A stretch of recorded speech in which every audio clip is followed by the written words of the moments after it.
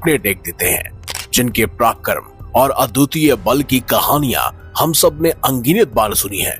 कहते हैं महादेव के अंशावतार हनुमान जी बहुत शक्तिशाली थे, जिन्हें हरा पाना नामुमकिन था।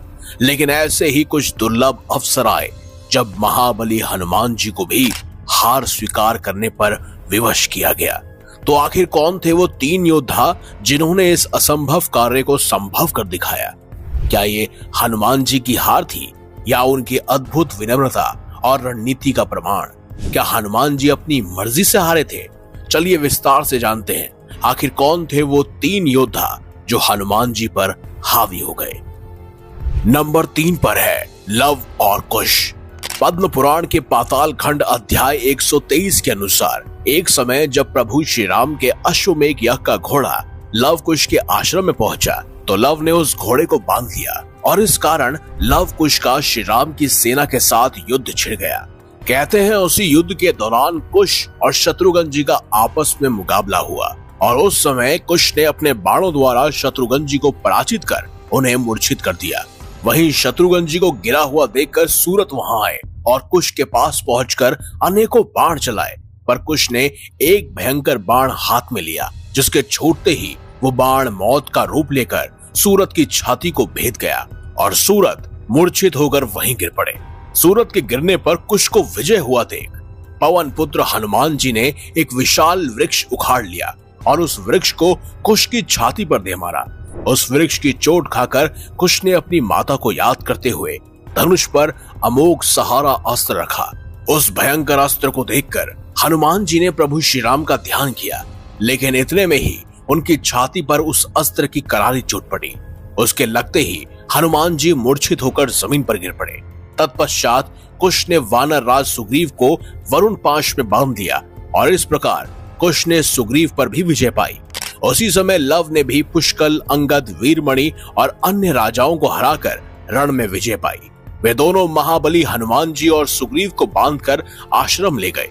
जैसे ही वे दोनों भाई आश्रम पहुंचे तो वहां देवी सीता ने हनुमान जी और वानर राज सुग्रीव को पहचान लिया और उन्हें छोड़ देने की आज्ञा देते हुए बोली, पुत्रों, ये दोनों बड़े वीर और महाबलवान हैं। ये वीर हनुमान जी हैं जिन्होंने रावण की पूरी लंका को भस्म कर दिया था। माता सीता ने कहा, पुत्रों, तुमने महान अश्व को पकड़ा है, उनके वीरों को मार गिराया और इन दोनों कपीश्वर को भी बांध लिया है। ये सब अच्छा नहीं हुआ। वीरों, तुम नहीं जानते यह तुम्हारे पिता का ही घोड़ा है। जाओ, उस अश्व को भी खोल दो और इन दोनों वीरों को भी छोड़ दो। और इसके बाद भगवान श्री राम और लव कुश की भी भेंट हुई थी।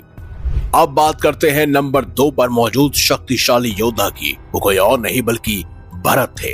रामचरितमानस लंका कांड अध्याय 180 के अनुसार जब लक्ष्मण जी को रावण के पुत्र इंद्रजीत ने गंभीर रूप से घायल कर दिया था, तब उनके उपचार के लिए संजीवनी बूटी की आवश्यकता पड़ी।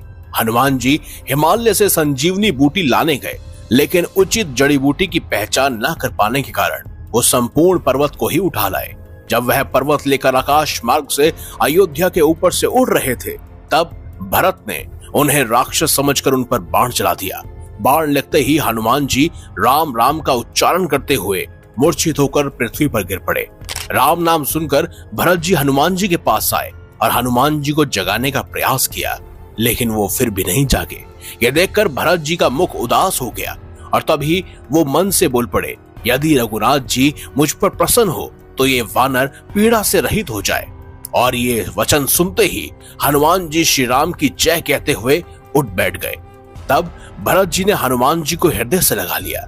इसके बाद जब हनुमान जी से उन्हें सारा वृत्तांत ज्ञात हुआ तो भरत जी और भी ज्यादा विचलित और दुखी हो गए।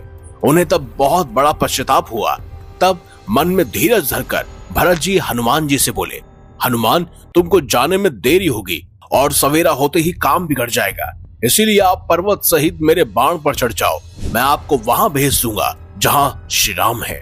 भरत की बात सुनकर एक बार तो हनुमान जी के मन में भी अभिमान उत्पन्न हुआ कि मेरे बोझ से बाण कैसे चलेगा, किंतु फिर श्री राम के प्रभाव का विचार करके वो भरत जी के चरणों की वंदना करके हाथ जोड़कर बोले, हे नाथ, मैं आपको हृदय में रखकर तुरंत चला जाऊंगा।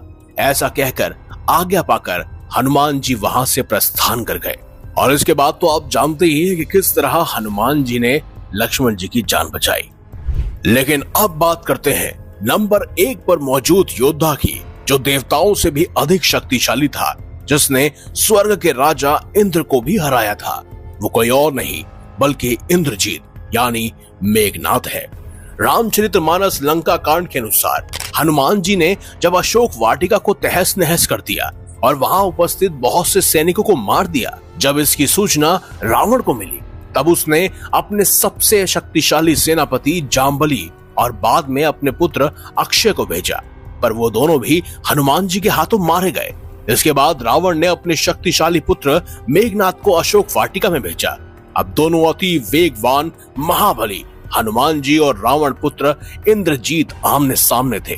मेघनाथ ने हनुमान जी पर कई सारे शक्तिशाली तीरों की वर्षा कर दी, पर हनुमान जी की गति बाणों से भी अधिक तीर थी और अपने शरीर को इच्छा अनुसार ढाल लेने की वजह से कोई भी बाण उनके शरीर को भेद नहीं पाया और वो सभी बाणों से बच निकल गए।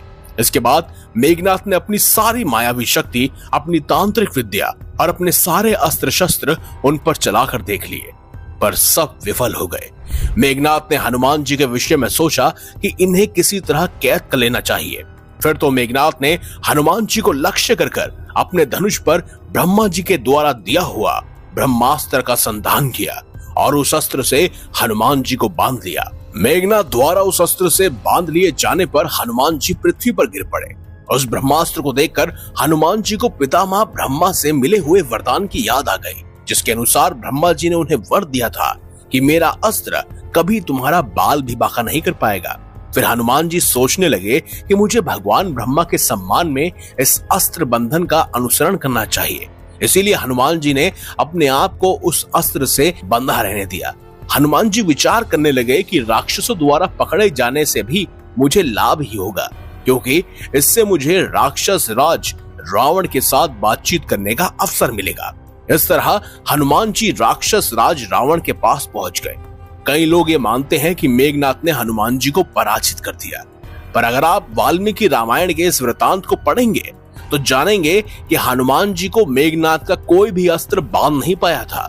वे स्वेच्छा से यानी अपनी मर्जी से ब्रह्मा जी का मान रखने के लिए उस अस्त्र के बंधन में बंधे थे और रावण के समक्ष भी उन्होंने यही कहा था कि इस समय बेशक मैं इस बंधन में बंधा हूँ, पर मुझे कोई भय नहीं है, क्योंकि ब्रह्मा जी और देवराज इंद्र और वायु देव का मुझे वरदान प्राप्त है और बंधे रहने में मुझे लाभ था, क्योंकि तुमसे मिलने का अवसर मैं गंवाना नहीं चाहता था। कोई भी दिव्यास्त्र हो या बंधन, चाहे वो किसी भी राक्षस ने चलाया हो या किसी देवता ने, उनसे मैं बंधा या मारा नहीं जा सकता। हनुमान जी को पराजित करना असंभव था, किंतु भरत और लव कुश हनुमान जी पर हावी अवश्य हुए थे और इसका वर्णन पुराणों और रामायण में भी मिलता है, जो कि हमने आपको यथार्थ सुनाया है। लव और कुश हनुमान जी के आराध्य श्री राम के पुत्र थे और भरत जी श्री राम के भाई। स्वयं नारायण के अंश से उत्पन्न होने वाले ये योद्धा बहुत शक्तिशाली थे। हो सकता है कि उनके सम्मानवश हनुमान जी झुके हो। बाकी आपका क्या मानना है? क्या सचमुच इन तीनों ने ही हनुमान जी को हराया था? आपके क्या विचार हैं? कमेंट बॉक्स में हमें अवश्य बताएं। अगर आपको ये वीडियो अच्छी लगी है तो इस वीडियो को लाइक कीजिए, हमारे चैनल को सब्सक्राइब कीजिए और ज्यादा से ज्यादा शेयर भी कीजिए। तो मिलेंगे अगली बार एक नई खास वीडियो के साथ। अब तक देखते रहिए संपूर्ण ज्ञान का केंद्र बिंदु मिस्टीरियस हिंदू।